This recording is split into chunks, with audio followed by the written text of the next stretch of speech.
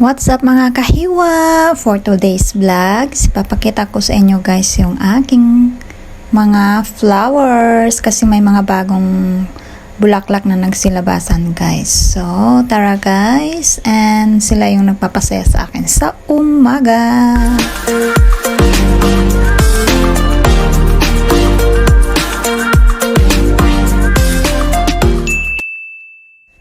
At syempre, hindi tayo makakapag-start ng ating work kung hindi pa tayo kumakain ng ating breakfast guys. So ako nagluto ako ng omelette para sa breakfast ko guys. So ito na guys ang aking omelette. Kakain tayo guys bago tayo mag-work. So ito na nga guys, papakita ko sa inyo. At habang kumakain ako kanina, itong snail na to, kinakain din yung dahon ng aking halaman guys. Ayan o, timon, laki-laki niya guys o. Tapos dyan pa nagdudumi. Hindi man lang niya linisan yung kanyang dumi. Hindi ko alam guys kung anong pangalan ng halaman na to. Hindi ko, water lily ba to? Ito yung kanyang flower guys o. Ang ganda, puti.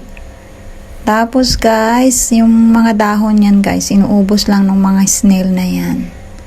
Yan. At ito naman yung aking white flower here. Hindi ko rin alam kung anong pangalan nito guys. Ayan, at may tagabantay din dyan guys na chicken. Ayun si chicken guys. Siya yung tagabantay ng mga bulaklak dito. Kasi nga, yung squirrel pumupunta dito para kainin yung bulaklak.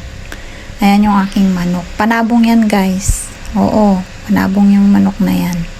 Dyan lang siya. Tapos guys, tuwang-tuwa naman ako. Akala ko bunga. Yun pala guys. Tingnan mo naman, ang dami-daming langgam, ang lalaki ng langgam guys.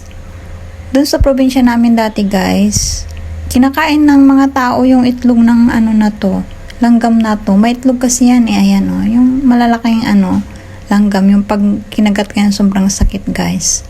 Ayan yung pulang langgam, malalaki. Pero in fairness guys, may bunga na yung aking langka. At ito naman guys, yung aking flower grapes. Tignan nyo guys yung kanyang bulaklak oh. Para siyang maliliit na grapes. Diba guys? Tapos yung kulay niya. Minsan guys, ang kulay niyan violet. Ngayon naman naging pink ulit yung bulaklak. Nagpapalit-palit yung kulay ng kanyang bulaklak guys. Gandang-ganda ako dito. Maliit lang naman na puno yan. Ayun, yan guys oh. So, ito yung puno niyan, maliit lang. Pero ang ganda ng kanyang flower. Gustong gusto ko guys. Ayan guys. Oh, 'di ba? Maliit lang yung kanyang puno.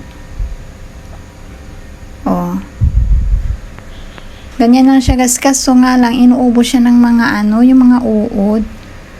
At saka guys, yung aking orchids, ayan, namulaklak ulit siya, yung aking orchids. Ibang klase naman ng orchids yan guys, yung single lang siya. Iba-iba kasi yung orchids ko dito guys. Saka ito naman guys, yung bunga ng aking langka, maliliit pa siya guys, Tuwan-tuwa ako at meron na siyang bunga. So, yun lang guys. Hope you enjoy watching my video. If you're not yet subscribed, please subscribe to Mami Luz Vlogs. Bye-bye!